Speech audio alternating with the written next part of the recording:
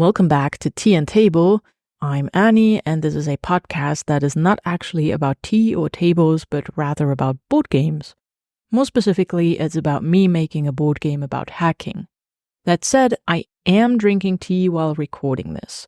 More specifically, a pomegranate mint tea, which is actually unexpectedly really tasty. Anyway, a quick note before we get started. If you're new here, first of all, welcome, and you may want to first have a listen to episode 2 of the podcast, in which I explain the rough thematic and mechanical ideas behind the game. With that out of the way, in this and a few episodes following later, I'll talk about other games. First of all, I think there is a surprisingly low number of hacking-themed board games, but I'm very biased since I work in the software and security industry, so the topic is much more present for me. Still, of course, I should take a look around to see how these other hacking games work and how they implement the hacking theme.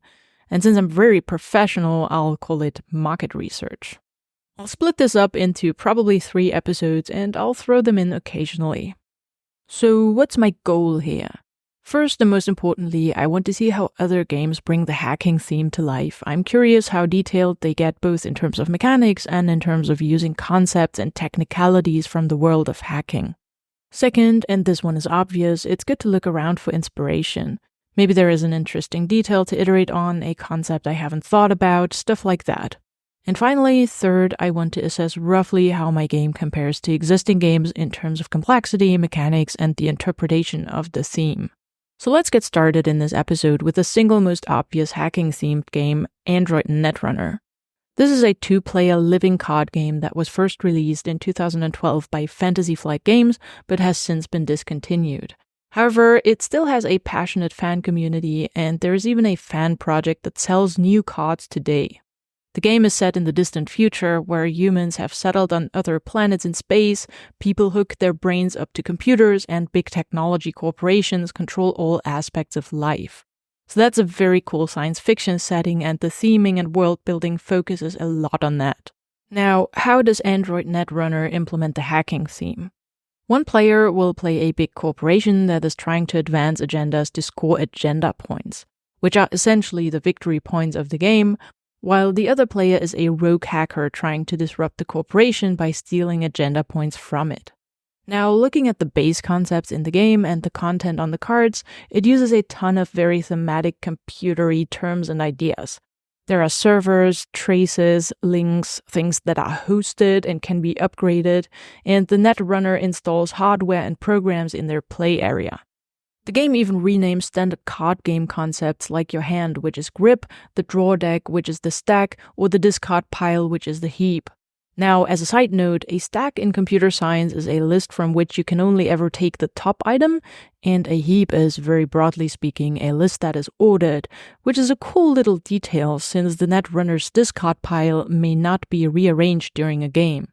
That said, I think coming up with your own terms for established game concepts can be a double-edged sword, and I really like how it adds to the world building, but I also would probably need to look all these terms up multiple times while playing. Funny enough, and this is a second side note, there's also a concept called ICE, which is a type of shield that corporations can install on their servers for protection, and I don't understand why you would not just call this a firewall, which is a very classic and intuitive computer term, but maybe I'm missing a subtlety about the term ICE here.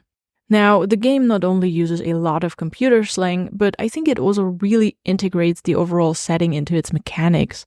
Not all of the world building is purely related to hacking, but a lot of core mechanics are, like installing servers, or running programs that require memory to play, or the corporation using traces to track and slow down the Netrunner.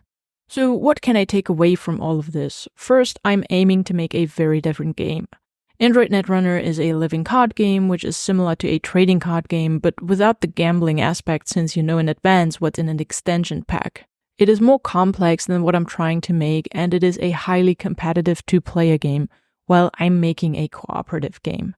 It's also generally more of a niche game, especially these days. However, just from reading the rulebook and looking at some cards, I love how thematic it is, and I kind of want to play it now. Sometimes the theme comes through in very concrete and literal ways, other times it's less accurate and more abstract or hidden. Overall, there are a ton of fairly specific terms, but the game is made to be played a lot by a dedicated core audience, so it totally gets away with this. For my own game, I want to make sure that the theme never gets in the way of the mechanics and ideally helps players with and without computer knowledge make sense of the gameplay intuitively.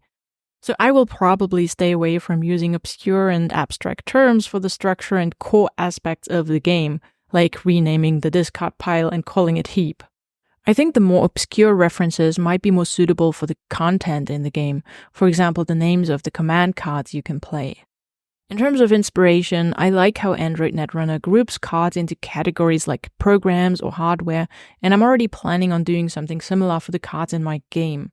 Also, the game confirms for me that it is not an absurd idea to make a very thematic hacking game, although I need to be careful not to make it appear too niche and obscure. So this was part 1 in my little series, and like I said, I'll throw in a few more of these episodes in the coming weeks.